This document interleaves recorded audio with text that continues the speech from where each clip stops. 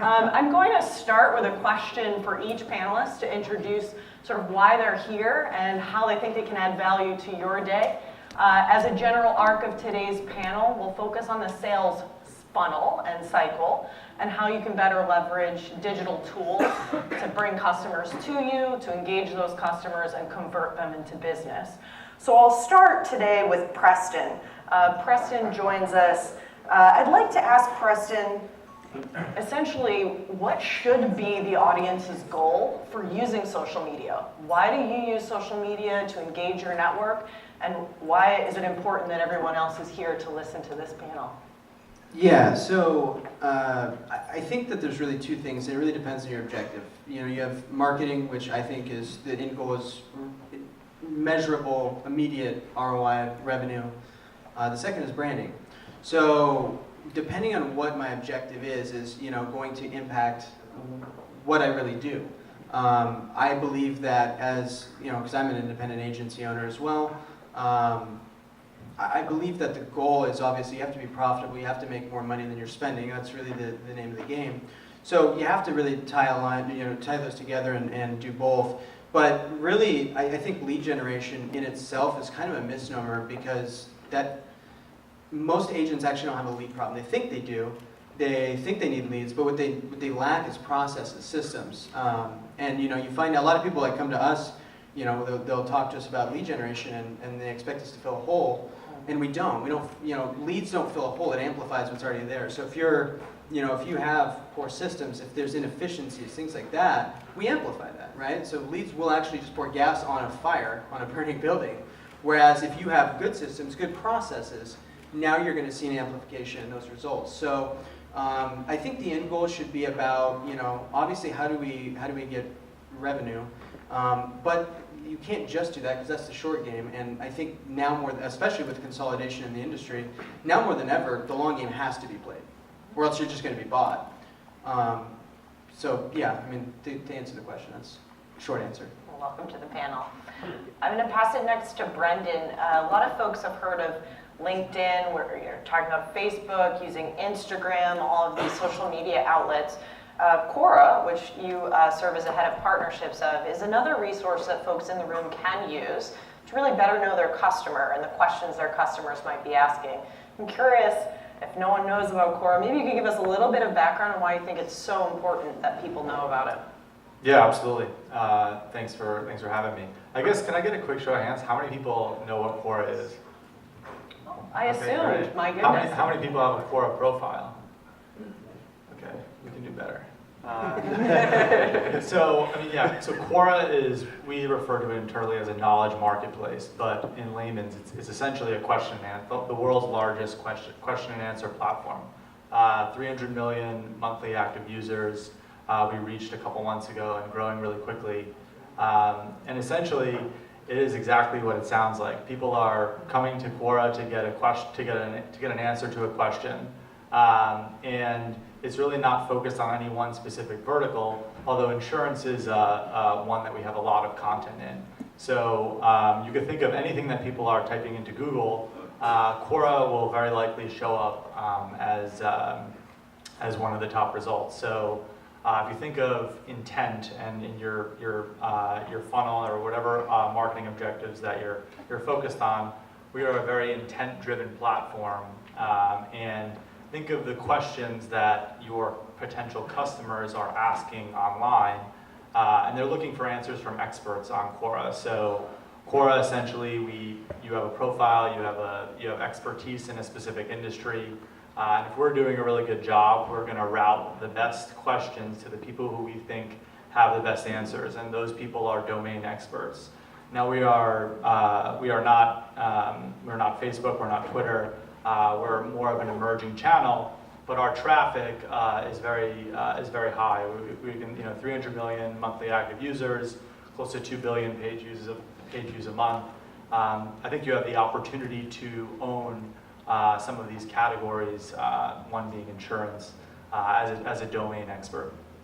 I run the partnerships group, and I'm based in New York, and I'm here because insurance is a big category for us. The direct to consumer insurance brands are spending a lot of time on Quora, both from an organic standpoint and a paid standpoint, as well as individual brokers.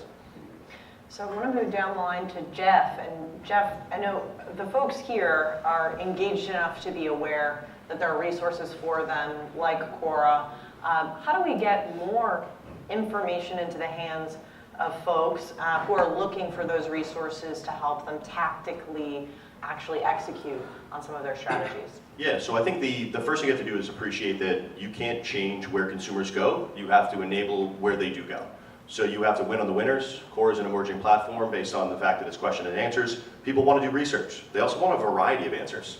They may not trust every answer they get, but when you're getting a plethora of different types of opinions and examples on what you can potentially do or understand, well, that's highly valuable. Any more than people reaching out to their network on Facebook and saying, hey, all my friends on Facebook, what do you think about this, right? So that network effect on all of these platforms is essential to honestly extract value for you as a human, but also as a business. And so I think people need to just embrace people where they are and understand that you can't win everywhere. You know, a lot of you are small businesses. I work mostly small business my whole life.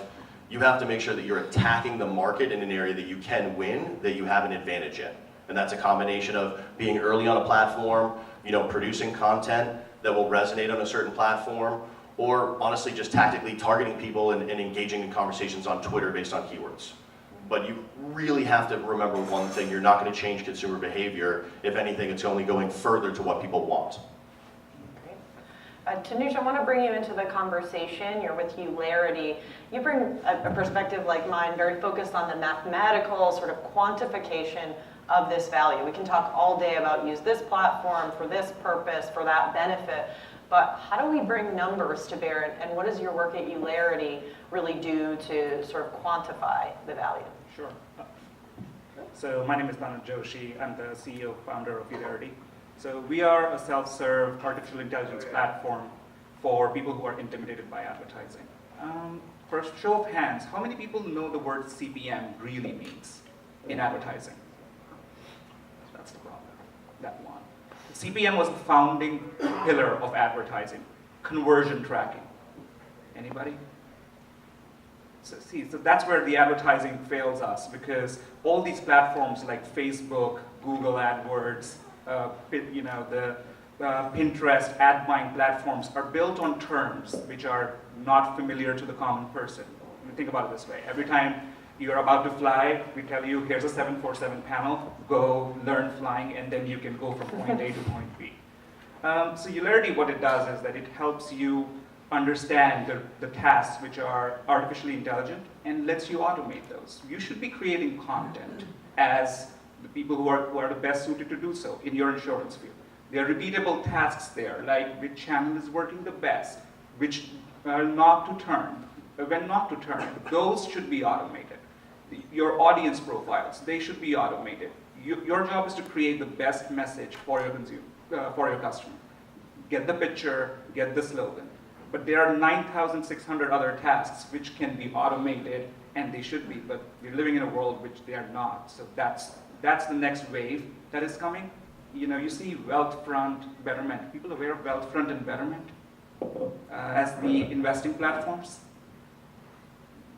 Okay. Educate us, Tanuj. Help us, educate us.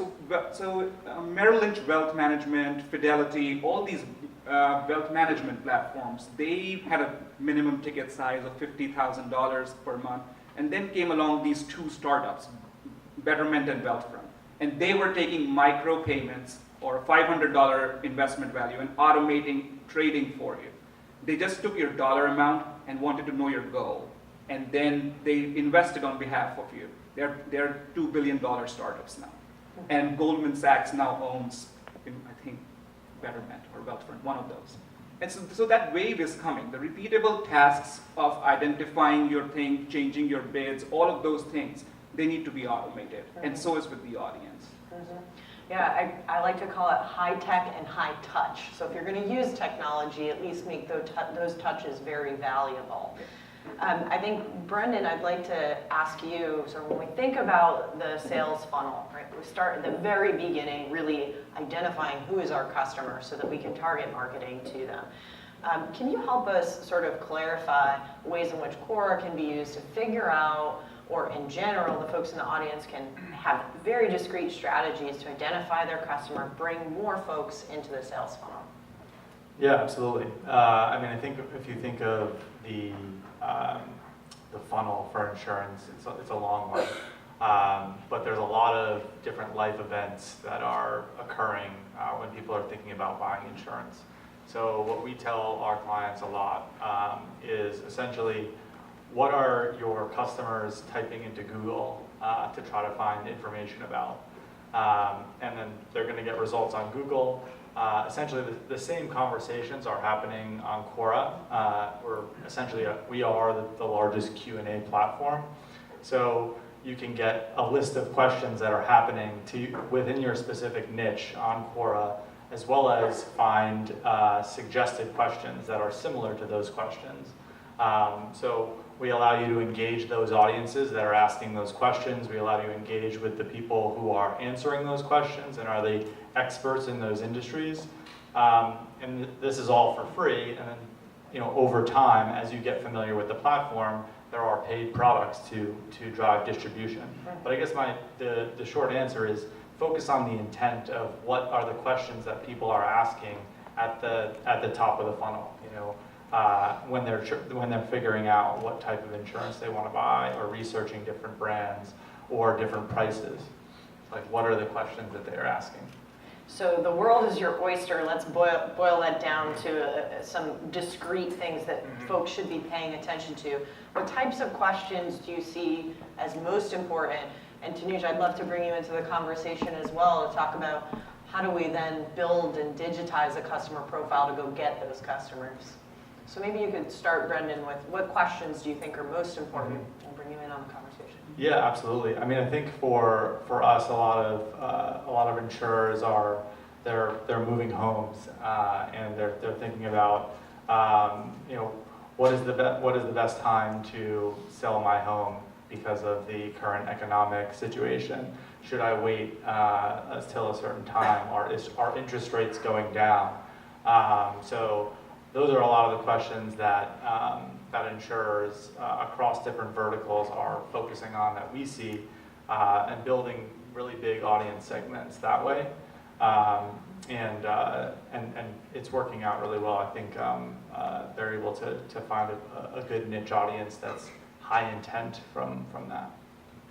Yeah, so from what I've seen, so we work with the Potomac insurance group and at the SIA, and the biggest question that we get is, what's the starting point? Like, how do I start? Because your age targeting, you want to target a parent, you want to target males, females, you know the basic stuff, but rest assured, everybody's doing that.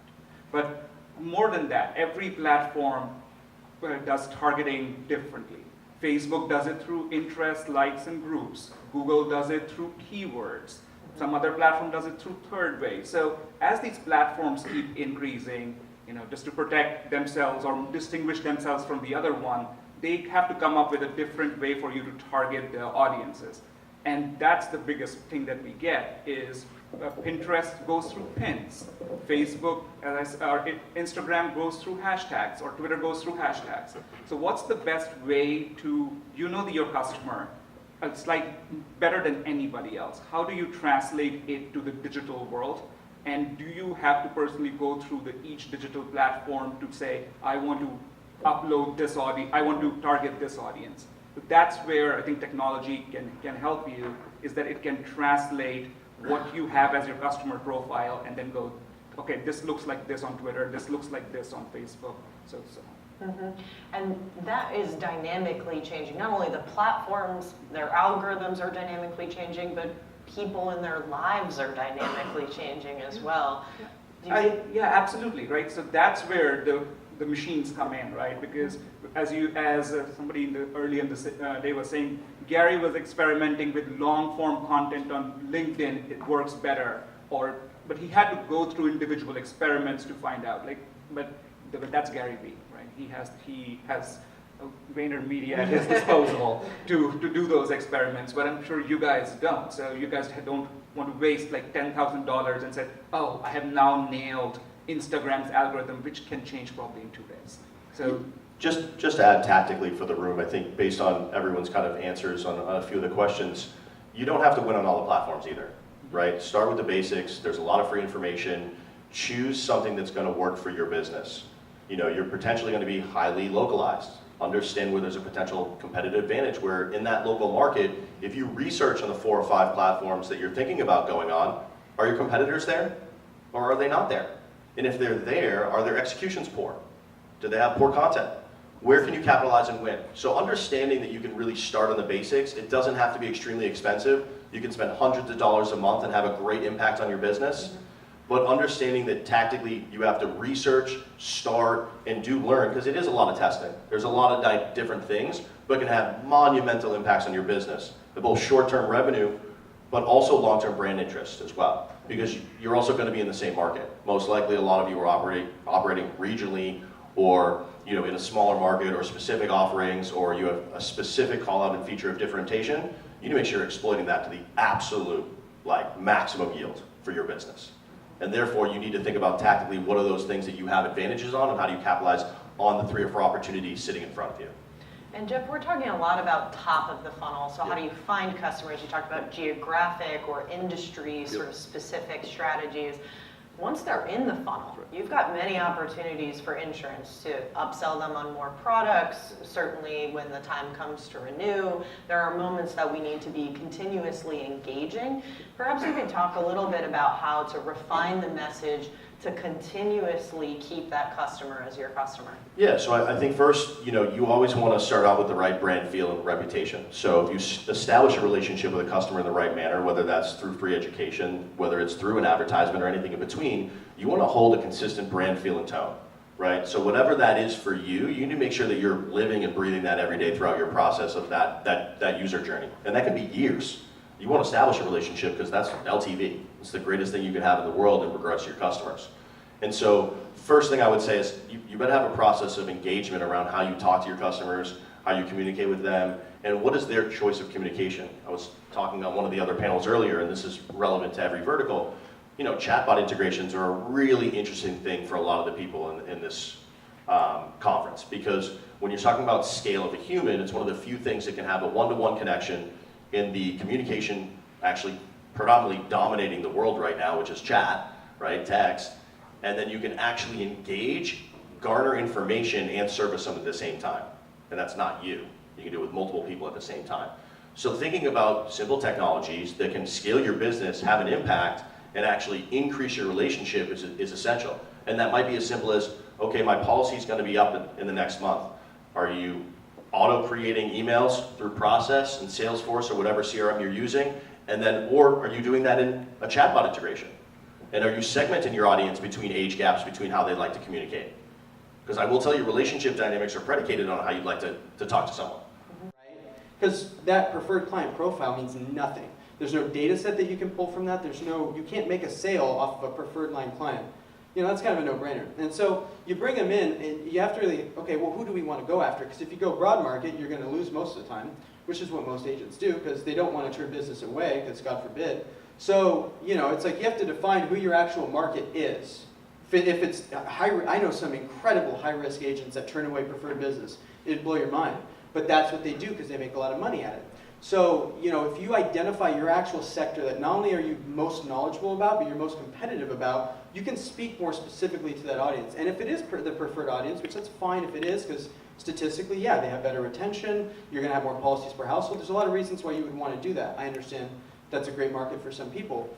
But what makes them preferred? Not just as a demographic, but a psychographic. What makes them preferred to your agency? Are they business owners? Maybe you're a small business specialist, right? So you got to figure that stuff out. And that's where your offer comes into play, because you can't speak to somebody in a deeper context unless you actually know how to connect with them, right?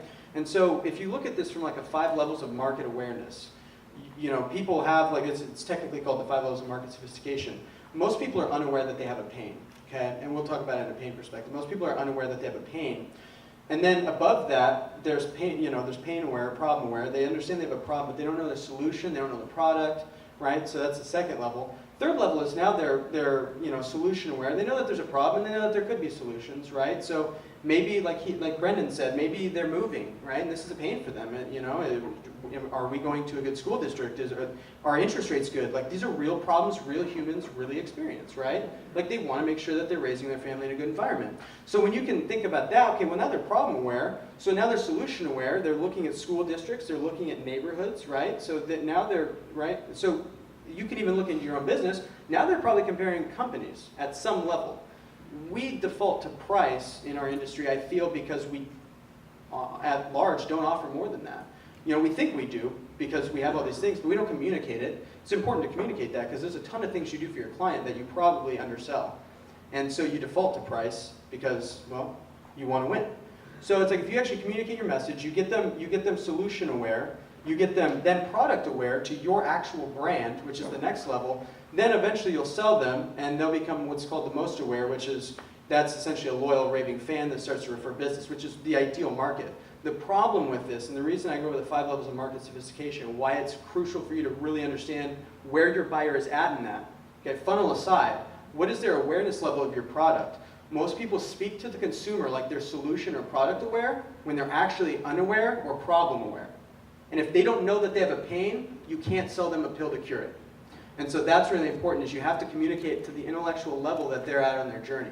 So that's where I think a lot of this starts for everybody in the room, is figuring out, okay, well, who is the actual consumer that I want to do business with, right? Define your dream brand, and then find those people, but communicate with where they're at. You can't sell good home insurance or the cheapest home insurance in town if you don't actually know that that's what they need or want. We'll give that a little breath to breathe. Great points. I think the thing that's inspiring in me as a founder is, oh my God, I don't have that many hours in my day or life, right? Like I immediately go to tactical. How do I do that effectively but also efficiently?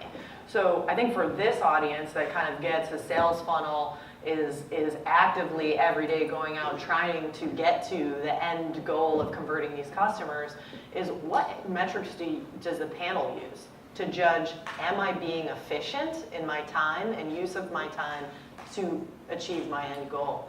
If we want to start with Brendan, we can go down the line. I'd love to hear from each of you. How do you self-evaluate? Yeah, I mean, I start with the goal and then try to back into it, essentially. I mean, ultimately, I don't think a lot of people start with, okay, this is how much money I'm going to spend, and then they figure out the goal from there. We always try to tell our clients and tell folks to start with the goal in mind, and then figure out, what you're willing to put into that to achieve that goal. So that's kind of how we think about it. So go into it with the end point in mind, Exactly. so you're tactically oriented. Yeah, and tactically, like if I'm trying to drive, if my goal is to drive, 100 leads a month, or whatever that might be, and you work backwards in terms of, okay,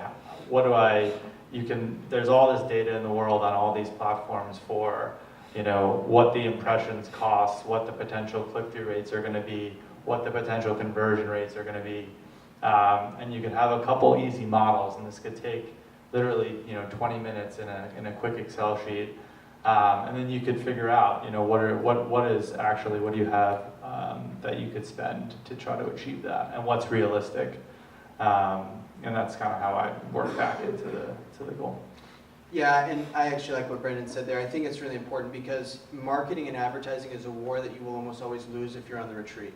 You have to, it's an offense type movement, right? So I'm trying to storm and blitz an audience.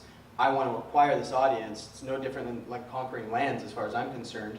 I can't do that going backwards. So if you're looking at your budget going, I don't want to spend X amount, that's already, in my opinion, a losing formula. So you have to go, okay, well, what do I want to make? So if I make more than I spend, we'll call that in the green, right? So revenue, and more importantly, profit, I think is a very critical component to a successful marketing campaign.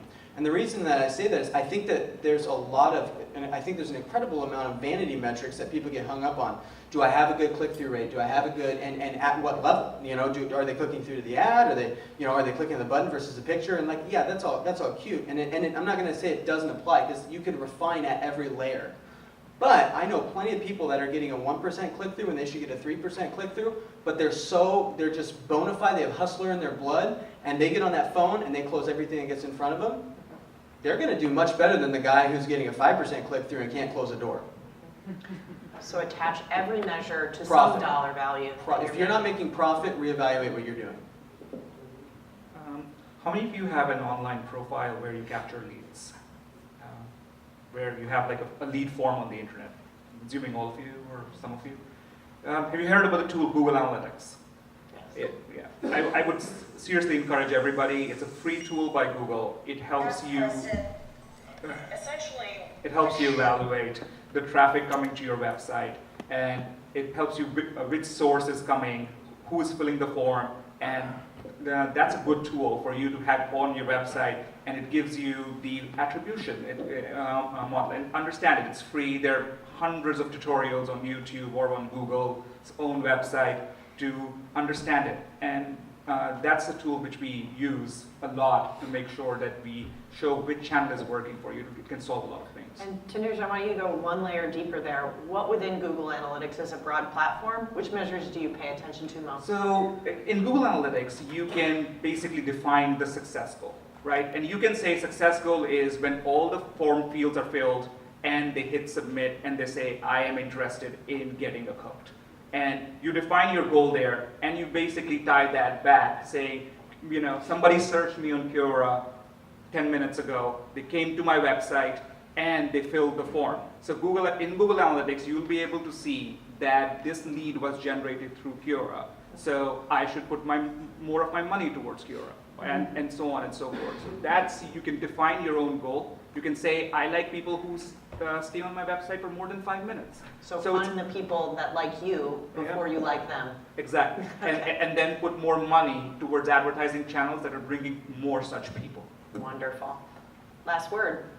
Yeah, so I think all of those were great. I'm going to go a little different direction, and I would say, there's a varying degree of education and self-awareness in the room. So my first thing is to look inwards on where you are in your journey of understanding of what we're talking about, evaluate that, and then take a step forward. And so some of you are doing lead capture forums, some of you aren't. Do research, come to events like this, spend time with experts in a variety of different fields, and start to get a kind of understanding of a playbook of where you are and where you want to go, and what are the steps you need to take. Some of it's going to be self-education. Some of it's going to be finding other people who are going to help you.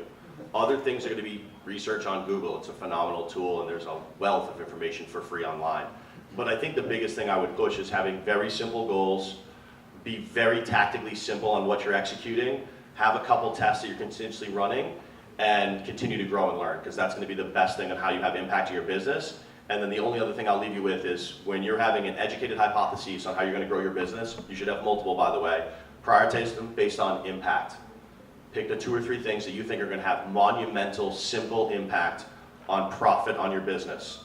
And that might be a very simple offer and differentiating feature that you mark hyper local to a niche audience because you know you're going to convert them, or you double down on the skill set you have in selling on the phone, and you get very cheap leads and you pummel people on the phone for wins. I don't care what it is, but make sure that you're very tactically simple, you understand and are self-aware on your strengths and weaknesses, and then execute and keep learning.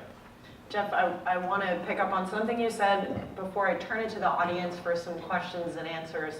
Is that social networking really valuable to find customers, but to also ask folks for favors, ask folks for information, learn from one another, and I think we forget that when we're so tactical about executing and closing a sale. So I do want to turn it to the audience in that moment to say, if there's a question or a favor that you need to ask someone on the panel, what would you ask? So I think there'll be someone with a mic that comes around to take your questions. Do we have any questions? If not, I'll keep going. Hey, Preston, what's up? Hey, buddy, it's good to see you again. Who's got the mic? Are we not doing mics? I'm We not can sure repeat about your question to make sure it gets picked My up. guy, so we're okay. I have a statement. I want to talk about Quora. I've been using Quora. My name is Dr. Billy Williams. by the way, on Williams Investment Group. So I've been using Quora for about 3 years now, really deep. And what we do with Quora is I'll go out, or my team will go out, we'll see what questions are being asked about insurance, what problems people are bringing up. My carrier screwed me over, this car didn't do that, or I thought I was going to get new rims and I didn't.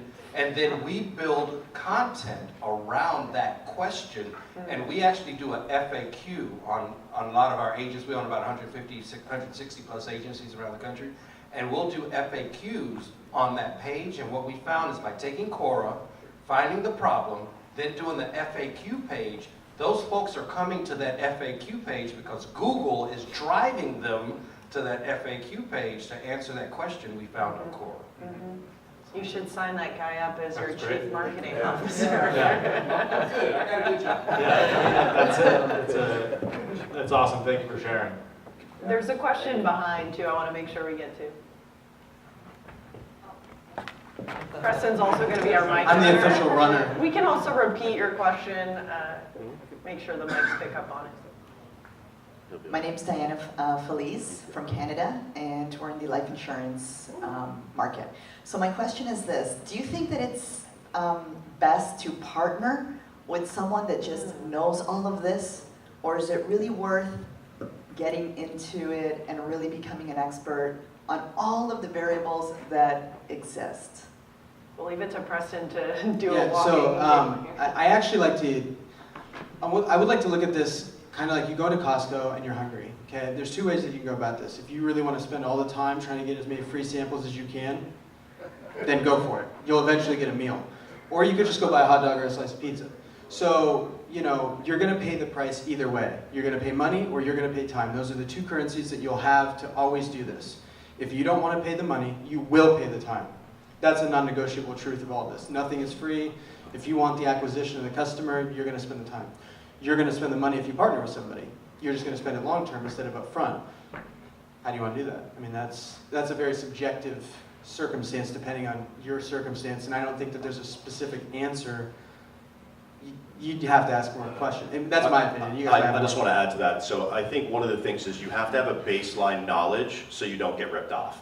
Because the other sad truth in this environment, and I've been in this industry for over 10 years, is that the pricing discrepancy for value is so wildly crazy that a majority of the players get ripped off looking for partners that will try to help them. Instead, what happens is you find a third party, they say they promise you the world, they're going to launch all your stuff, and you get nothing. And that is a very common occurrence that probably happened to 25% of this crowd, I guarantee it. So one of the things I advocate, no matter which path you do go, because Preston's right, there's a wide spectrum of partners versus self-knowledge and teaching. You do need a baseline of information and knowledge on what you're trying to achieve on these platforms and in these environments so that you can at least guide and QA the partner that you're paying for that service. So you don't have to go full, you don't have to be me, I'm a chief media officer, you know, and this is my job and I love it. But you do need to know basically what you're paying for and how it operates and are you getting a fair price. And I can tell you, like, one of the things that I love about doing this is, like, a lot of things we offer for the 4Ds and for Vayner is I try to just educate people very quickly where you are in the market, how big you are as a company, how much are you spending, and what's a fair price. Because then at least you know when going into the market, if we're going to buy a piece of pizza, sometimes a pizza is $19 a slice. Sure, that shit tastes, I don't care how good that is, that's Right. bullshit. I think too, it's you know, when you're looking at that, it's just important to, you know, figure out what you can realistically, you know, what you can realistically afford. Like you don't want to overextend yourself on something that you're not 100% confident with, and that's why I think personally, but I think profit is a substantial metric that you need to take into account. Because you can't go to Visa, you can't go to Wells Fargo and go, you know, I know my mortgage is due, but here's a 5% click-through rate for this month. So, you know, it's like, we pay things with money, and so I want to be paid with money. That's what, you know, so like find ways to be profitable, and the metrics sort themselves out when that's the goal. Yeah, and I would just add that there are, again, two sides to it. If you're relying on somebody for creating your story, then you're fucked. Right? True. Yeah. If you're relying on somebody to get your story out, that's still acceptable, right? Because that's execution. But you should not, like, if you're hired a PR agency, say, create articles for me, but come up with the story. That's not okay. True. Other questions? Want to speak? I'll repeat it. Yeah. what are some signals you talked about when you're going through a process of you're not making money off it, ditch it and do something else? What's some of the signals that you've seen through your experiences where maybe, you just need a little bit more time? Obviously, I go home, I start writing posts, I'm not just going to see clients' results go through. What are some signals? So I Let me don't do, repeat the question really quick. Yes. In essence, it's how long do you wait for the cake to bake before you bail? Okay. yeah, so I'm gonna answer that kind of with a statement. I don't do any business decisions unless I can actually commit to them hell or high water. I'll sell blood if I have to make it happen for 90 days. 90 days, if I can't commit to it now, because anything you guys do is gonna have a low path. Like, it's always exciting at the start, it's always exciting at the finish. That middle portion sucks. And so it's like, if you're not willing to actually commit to that for 90 days, then just save your money, man. Go spend it with your family, go take them on a trip, do something else, because you'll at least enjoy that. You're not gonna enjoy the middle of a marketing campaign. You're gonna be stressed out about the results, like you're gonna be antsy. You might even, if you hire a marketer, and I know, you're gonna ride them. You're gonna be like, well, what's going on, man? I only got 2 leads today, I got 5 leads yesterday, what's going on? It's like, dude, it's like, it ebbs and flows, man. It's an auction system, like, let's give it time.